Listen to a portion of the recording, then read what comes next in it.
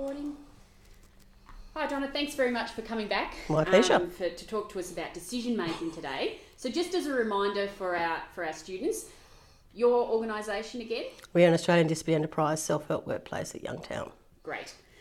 So we'll get straight into it. How do you go about making decisions? Are there any steps you take or a process that you undertake? Okay, well there are probably sort of two classes of decisions. There is the day-to-day operational decisions which you just make, which is around dealing with immediate issues, around human resources, safety, financial approvals. It's just the basic stuff. You just make some decisions and you get on with it and move fairly quickly. The strategic decision making actually has a different type of process, a self-help workplace. So our strategic decision making occurs within the context of a strategic plan, a budget and the value system which drives our enterprise. So our enterprise exists to provide people with disability with meaningful and productive employment so they can enjoy independent and fulfilling lives. So all of the decisions we make in the enterprise around who we are, what we do, what we sell, how we market it, all sort of predicated and supported by that mission. So it defines how we make decisions. So for example, when we're exploring new products and services, we actually have a process of deciding, is it within our strategic plan, is it within our budget?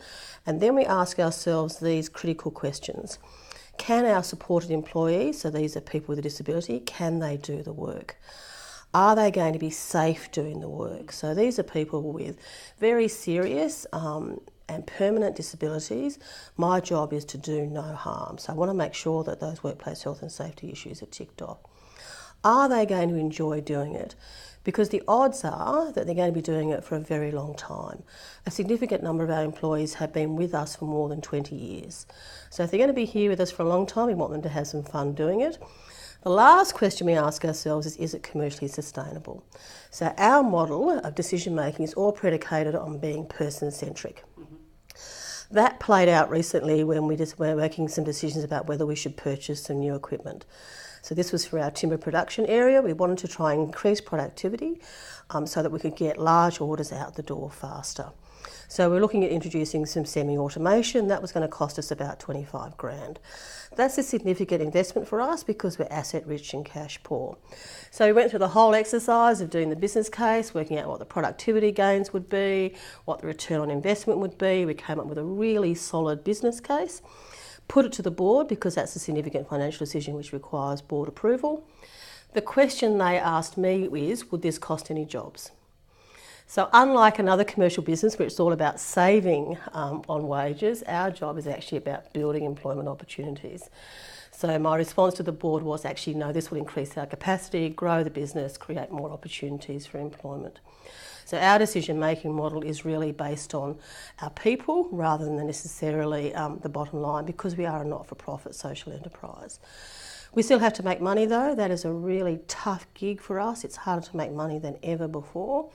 So, and because we don't have a lot of money to just spend on flights of fancy, we make investments in people and equipment and place which deliver medium to long-term gains. We're not in it for short-term fixes.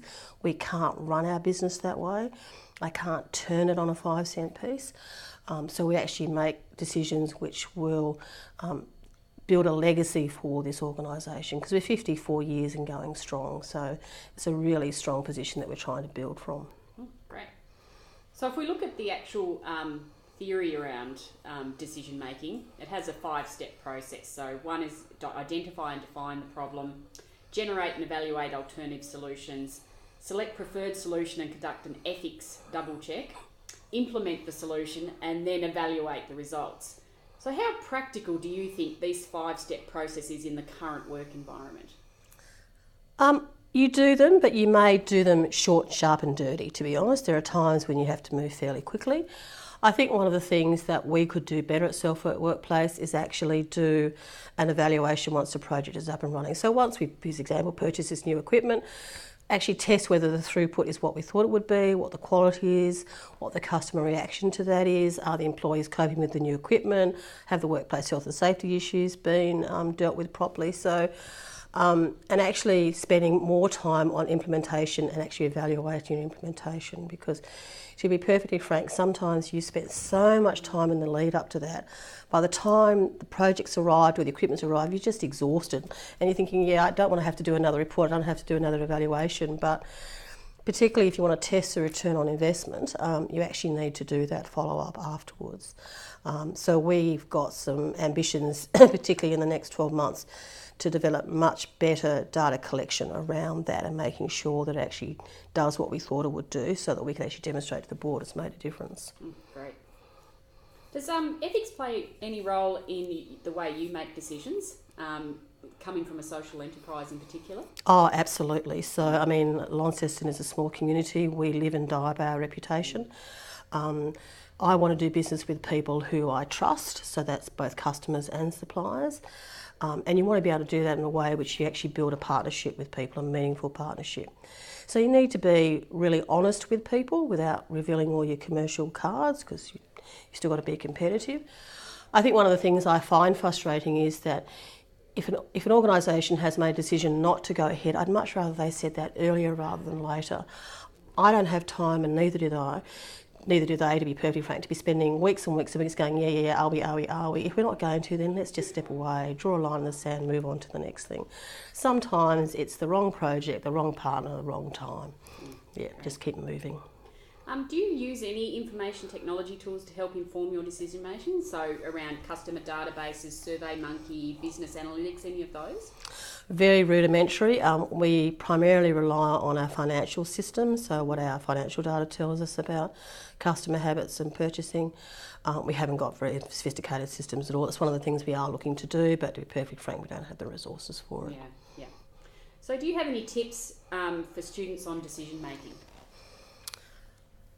I think probably one of the things to do is to make the time to work on your proposal and then leave it and come back to it.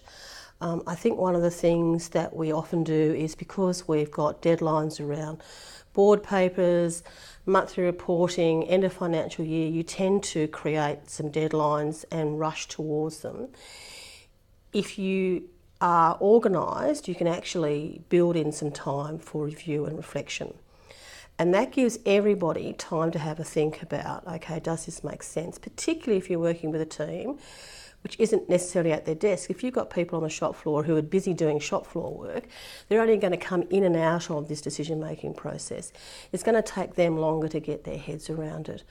And particularly if it's a radical proposal, some people will take more time to have a think through what that means. You need to give them time to come up with that stuff. And particularly to do that whole "the emperor doesn't have any clothes on" test. You know, sometimes people need to give enough space and time to go, well, that's a stupid idea, what were we thinking? And pull it earlier rather than later, rather than get it right to the very final stages of the decision and people go, oh, gee, I'm not quite sure now. Because you need to be able to make sure that you've got the time and the professional capacity to go, no, we're not doing it. It's rubbish, let's not go there. Great. Yeah, thank you so much for your time today. My pleasure.